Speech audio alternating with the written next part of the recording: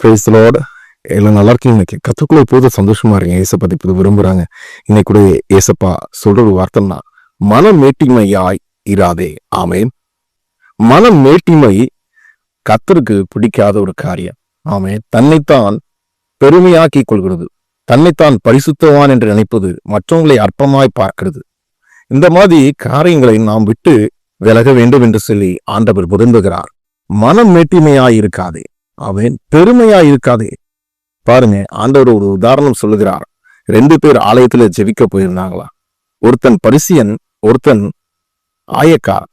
இந்த பரிசியன் ஜெபிக்கும் போது சொல்லுகிறார், நான் வாரத்தில் 2 முறை உபவாசிக்கிறேன், தசமபாகங்களை கரெக்டாக நான் கொடுக்கிறேன், காணிக்கையை தேவனுக்கு கரெக்டா நான் கொடுத்துடுறேன், உபவாசிக்கிறேன், ஜெபிக்கிறேன்.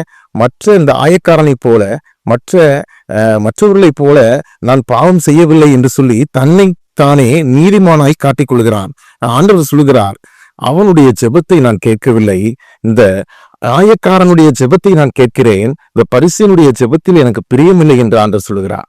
சில நேரம் நம்மளும் அப்படிதான் மற்றவங்க அப்பமா பாக்குறோம். ஆனா அந்த ஆயக்காரன் பண்ணின ஜெபம் என்னவென்றால், ஆண்டவரே, பாவியா இருக்கிற என்மேல் கிருபையாயிரும். ஆமே, என்மேல் கிருபையா இருங்கப்பா, நான் இந்த பாவத்தை செஞ்சுட்டேன், துணிகரமா செஞ்சேன், மன்னிச்சிருங்கன்னு சொல்லி அந்த ஆயக்காரன் அழுது ஜெபித்தான். ஆண்டவர் சொல்கிறார், அவன் நீதிமானாய் திரும்பினான், ஆயக்காரன். ஆனா இந்த பரிசியன் நீதிமானாக திரும்பவில்லை என்று ஆண்டவர் சொல்லுகிறார்.